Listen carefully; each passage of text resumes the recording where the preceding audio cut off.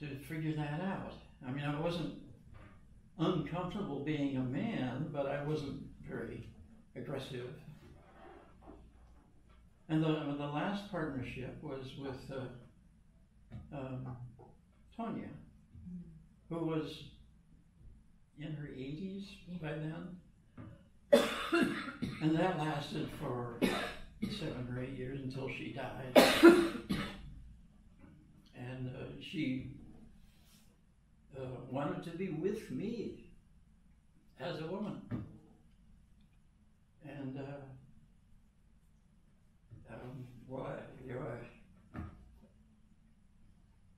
I miss her, of course.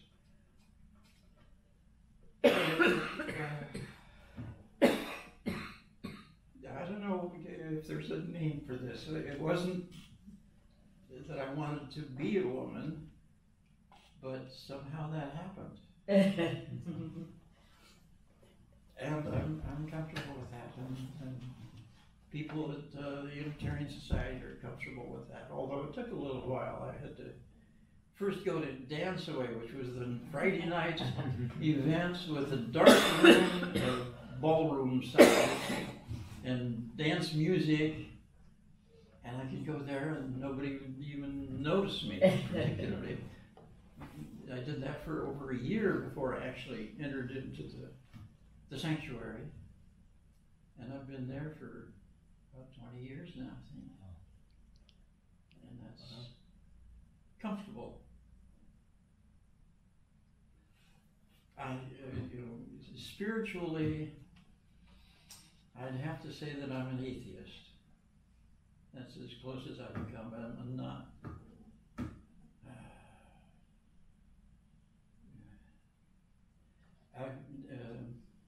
Tolstoy, after he gave up novel writing, wrote his interpretation of what Jesus did and said, and it didn't look like church to me.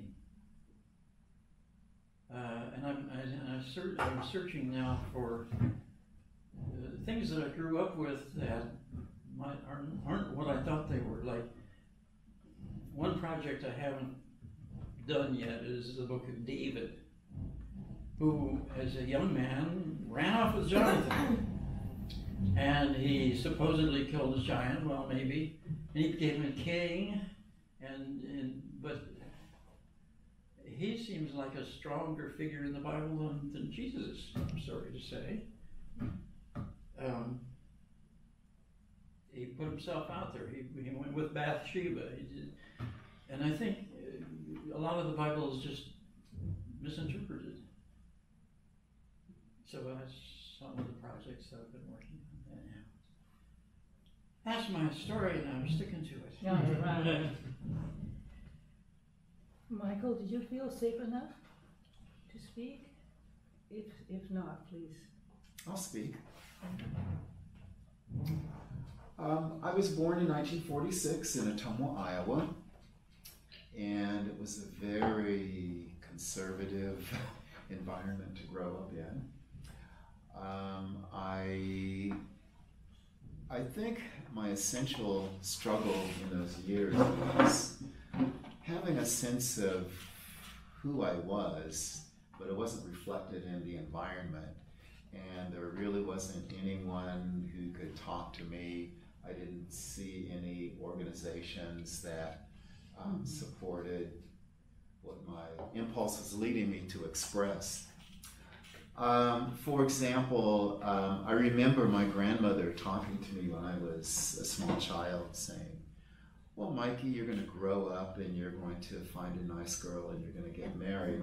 And I couldn't explain, but at the core of my life, I just knew that that wasn't correct for me.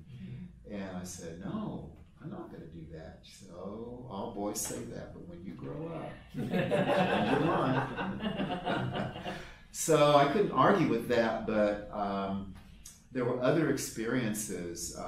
In the neighborhood I grew up in, there weren't very many houses with indoor bathrooms, so we had an outhouse on our property. So there were a lot of kids in the neighborhood, and we would play hide and go seek. And so one of those times, there was a neighbor boy and we were just frantically trying to find a different place to hide. So there was an outhouse, so we flew in there and closed the door. So in that tight space, we just became very aware of each other. And the next moment, my pants were down and I was receiving oral sex. And then the door opened and it was this boy's big sister, and she glared at us and said, "I'm going to tell." Oh. And so she marched across the street, and moments later, this boy's mother was yelling, "Cecil, get over here!" And I could hear him yelling and screaming as she laid into him with a switch. So I knew that my time was close at hand. So the day passed and I was just in agony. My father came home from work and no one ever said anything to me ever about that. But it was clear to me that I had done something wrong. I didn't know why it was wrong, but it was that kind of dichotomy that I lived with. So I went to a private Danish Lutheran college in Des Moines, and they required physical education. So I would be in the locker room with all of these young, hot-looking guys coming in and out of the shower, and just this heavy sexual attraction, and at the same time tremendous fear of someone reading my mind and punching me. So I learned to repress for many, many years. So as a result of that, I really developed anxieties about intimacies with other people, just wasn't really good at relationships.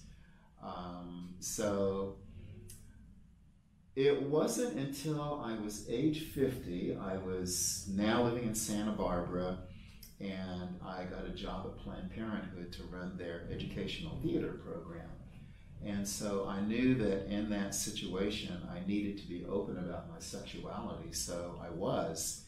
And it was the first organization where I felt just real support. And we would have these meetings with the educators, and we would talk about sexuality in great detail. So it was just the kind of environment that I needed, and I just totally thrived on that. So I'll always be so grateful to Planned Parenthood. So now at age 72, I feel like like Rip Van Winkle, I've been asleep for 100 years and waking up and, looking for my place in the world and looking at how I can make a contribution. So that's kind of where I am now. Thank you for sharing. Thank you. Anyone else care to speak? Boogie? Well, I can tell a little bit of my story. I grew up in Puerto Rico, and I lived there for about 12 years, both on and off. I moved to LA, like Los Angeles, the first time when I was 5 years old, moved back to Puerto Rico when I was 7, and then came to the Inland Empire area where I don't know if you all know where Upland or Rancho Cucamonga is. And I went there for high school and then came here to Santa Barbara to go to college and stayed here. And I kind of always knew that I was queer growing up. And I remember that knowing that it wasn't okay, and in my life I experienced very different.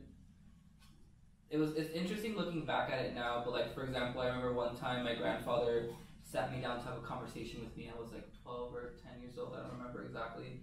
And he told me, he said, "Oh, Ogie, I know that you're gonna have sexual urges to do things with boys, but you can't listen to them. You can't do those things because they're bad." And at the time I was really scared about that, but then looking back at it now, I'm interested, why my grandfather would feel the need to say, "Oh, this is gonna happen to you," it happens to everyone, So I'm interested in how my grandfather feels about that. But then also things, I went to a Christian military school because my dad really wanted to go to the military but never had the chance, so he wanted me to have that experience.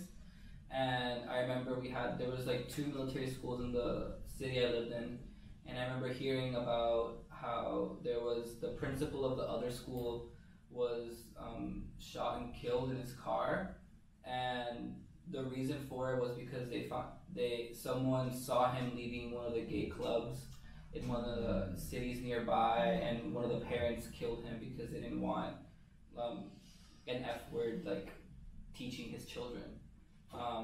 And then hearing the rhetoric in my school about how people felt about it, and how people in one breath would say it's so horrible that he died, but then at the same time say, well, I understand why they did it.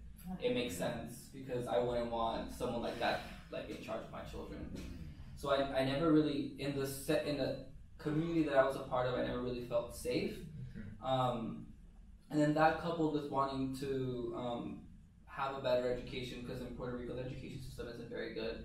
I told my mom I wanted to move back to California and live with my grandparents. So I made the decision to come to California to go to school here, and I lived with my grandparents for 4 years in high school while I was going to high school, and then moved here. And then once I came to UCSB is when I finally like felt comfortable being out, and like I joined all of the clubs on campus, and I worked for the LGBTQ Center, and got to get in contact with PPF. And by going through college is how I was able to like find myself and become okay with who I am. And now all of my family knows, and they're all very accepting, and they've met my partners and have been very welcoming to me and my identity, and allowing me to live authentically. But yeah, that's my experience with my identity. Would you like to contribute, Liz? I'm honored to hear all of your stories as an ally. Thank you for trusting me with them. I was born in 1960 in Canada, in a place that was very culturally diverse in terms of families my friends' parents were born in 20 or 30 different countries, but mostly European. There were very few people of color, and there was not a single soul I knew that was LGBTQ. I didn't know that terminology, but I didn't know anyone who was openly out as a gay or lesbian or bi or trans person until I moved to California at age 28 in 1988. And so I had these negative messages in my life about fruits and nuts. So you're going to California, the land of fruits and nuts. And I'd heard the slurs about people who were not heterosexual. And from a young age, I remember my parents, my Polish-born parents who'd gone through the Nazis, invading their country. My dad was in 3 concentration camps and a prisoner of war by the Germans for 2.5 years before that. At a young age, when I heard my mom and dad expressing fear at the 1 million or so black men marching on Washington, the fear that these black people were coming to take over, much like the Nazis had taken over their land. Something in 8 or 9-year-old me said, prejudice is so wrong. And ever since then, I've just been a bit of a warrior for justice. I feel in my bones, we're all deserving of love. We're all equal. Ideally, we're all equal. There are so many inequalities in our society that I, as a privileged white heterosexual person, want to fight against. So I just want to thank you again for sharing your stories with me and trusting me with them. Thank you. Marty, can the cinematographer get in on this? Yeah, I think I'll go over there where the camera can capture me. Okay. Take a tube of Oreos with you. They're gone. 1 tube of Oreos.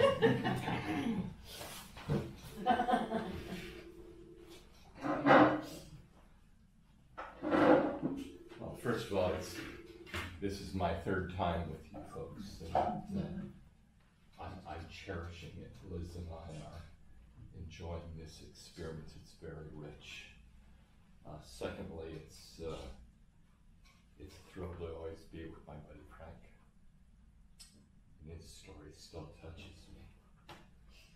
And knowing him and knowing all of his family sort of interesting the other day when we talked to 3 of his 4 children are gay.